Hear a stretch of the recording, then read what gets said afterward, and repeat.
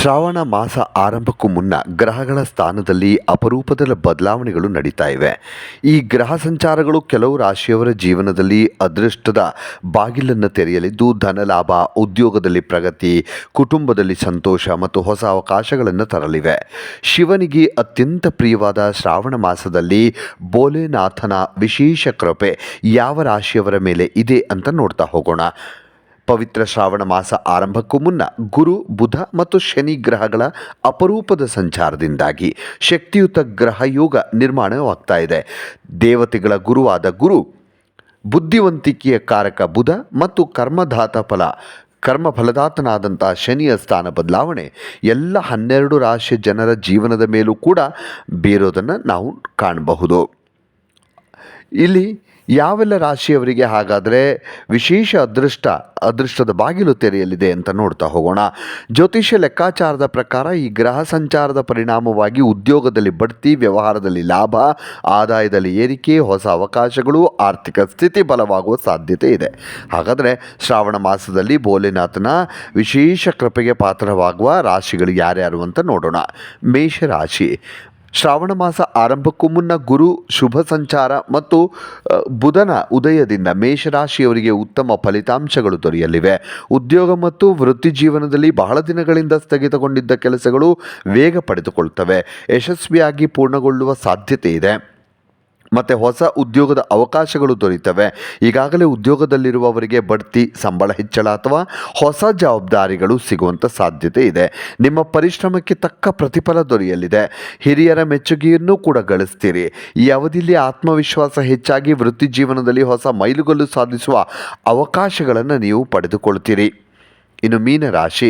ಶನಿ ನಿಮ್ಮ ರಾಶಿಯಲ್ಲಿ ಹಿಮ್ಮುಖ ಚಲನೆಯಲ್ಲಿದ್ದರೂ ಕೂಡ ಮೀನರಾಶಿಯವರಿಗೆ ಗುರು ಮತ್ತು ಬುಧನ ಶುಭ ಪ್ರಭಾವದಿಂದಾಗಿ ಬಹಳ ದಿನಗಳಿಂದ ಕಾಡ್ತಾ ಇದ್ದಂಥ ಸಮಸ್ಯೆಗಳು, ಮಾನಸಿಕ ಒತ್ತಡಗಳು ದೂರವಾಗುವ ಸಾಧ್ಯತೆ ಹೆಚ್ಚಾಗಿದೆ.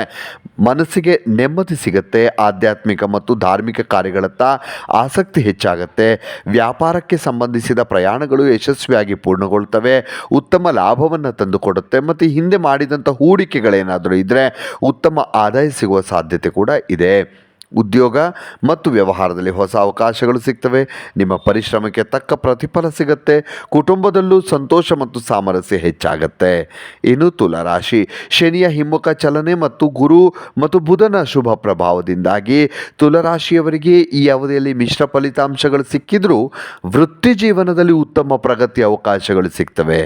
ಉದ್ಯೋಗದಲ್ಲಿ ಹೊಸ ಜವಾಬ್ದಾರಿಗಳು ಅಥವಾ ಉತ್ತಮ ಅವಕಾಶಗಳು ಸಿಗೋ ಸಾಧ್ಯತೆ ಇದೆ. ವಿದೇಶಿ ವ್ಯಾಪಾರದಲ್ಲಿ ತೊಡಗಿರುವಂತಹ ಅನಿರೀಕ್ಷಿತ ಲಾಭ ಆಗುವಂಥ ಸಾಧ್ಯತೆ ಇದೆ. ಸ್ಪರ್ಧಾತ್ಮಕ ಪರೀಕ್ಷೆಗೆ ತಯಾರಿ ನಡೆಸ್ತಾ ಇರುವಂಥ ವಿದ್ಯಾರ್ಥಿಗಳಿಗೆ ಶುಭ ಸುದ್ದಿ ಸಿಗುವಂಥ ಸಾಧ್ಯತೆ ಇದೆ.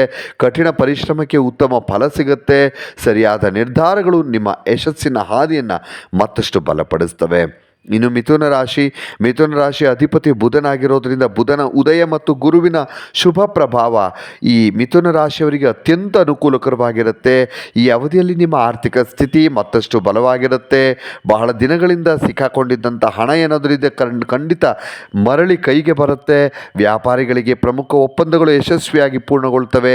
ಹೊಸ ವ್ಯಾಪಾರ, ಹೊಸ ಯೋಜನೆ ಆರಂಭಿಸೋದಕ್ಕೆ ಇದು ಬಹಳ ಅತ್ಯುತ್ತಮ ಸಮಯವಾಗಿದೆ.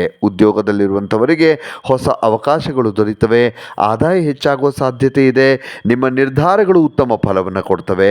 ಹಣಕಾಸಿನ ಸ್ಥಿತಿ ಮತ್ತು ವೃತ್ತಿ ಜೀವನ ಎರಡರಲ್ಲೂ ಕೂಡ ಉತ್ತಮ ಪ್ರಗತಿಯನ್ನು ನೀವು ಕಾಣಬಹುದು. ಇನ್ನು ಗುರು ಪುಷ್ಯ ನಕ್ಷತ್ರಕ್ಕೆ ಪ್ರವೇಶ ಮಾಡುವಂಥದ್ದು ಕರ್ಕಾಟಕ ರಾಶಿಯವರಿಗೆ ಮತ್ತು ಶ್ರಾವಣ ಮಾಸಕ್ಕೂ ಮುನ್ನ ರೂಪುಗೊಳ್ತಾ ಇರುವಂಥ ಈ ಅಪರೂಪದ ಗ್ರಹ ಯೋಗ ಕರ್ಕಾಟಕ ರಾಶಿಯವರಿಗೆ ಅತ್ಯಂತ ಶುಭವಾಗಿರುತ್ತೆ. ಈ ಅವಧಿಯಲ್ಲಿ ಜೀವನದಲ್ಲಿ ಸಂತೋಷ, ಸಮೃದ್ಧಿ, ನೆಮ್ಮದಿ ಹೆಚ್ಚಾಗುತ್ತೆ. ಸಮಾಜದಲ್ಲಿ ನಿಮ್ಮ ಗೌರವ ಮತ್ತು ಪ್ರತಿಷ್ಠೆ ವೃದ್ಧಿಯಾಗುತ್ತೆ. ನಿಮ್ಮ ಮಾತಿಗೆ ಹೆಚ್ಚಿನ ಮನ್ನಣೆ ಸಿಗುತ್ತೆ. ಕುಟುಂಬದಲ್ಲಿ ಶುಭ ಕಾರ್ಯಗಳು, ಮಂಗಳಕರ ಕಾರ್ಯಗಳು ಜರುಗುವಂಥ ಸಾಧ್ಯತೆ ಇದೆ. ಮನೆ, ಜಮೀನು, ವಾಹನ ಖರೀದಿಸೋದಕ್ಕೆ ಇದು ಅನುಕೂಲಕರವಾದಂತಹ ಸಮಯ. ಉದ್ಯೋಗ ಮತ್ತು ವ್ಯವಹಾರದಲ್ಲೂ ಕೂಡ ಉತ್ತಮ ಅವಕಾಶ ಸಿಗುತ್ತೆ. ಆರ್ಥಿಕ ಸ್ಥಿತಿ ಇನ್ನಷ್ಟು ಬಲವಾಗುತ್ತೆ. ಇನ್ನಷ್ಟು ವಿಡಿಯೋಗಳಿಗಾಗಿ ಮೀಡಿಯೇಟಿನ್ ಕರ್ನಾಟಕ ಚಾನಲನ್ನು ಸಬ್ಸ್ಕ್ರೈಬ್ ಮಾಡಿ ಹಾಗೂ ಹೊಸ ವಿಡಿಯೋಗಳ ಅಪ್ಡೇಟ್ಗಳಿಗಾಗಿ ಬೆಲ್ ಐಕನನ್ನು ಕ್ಲಿಕ್ ಮಾಡಿ. Thank you.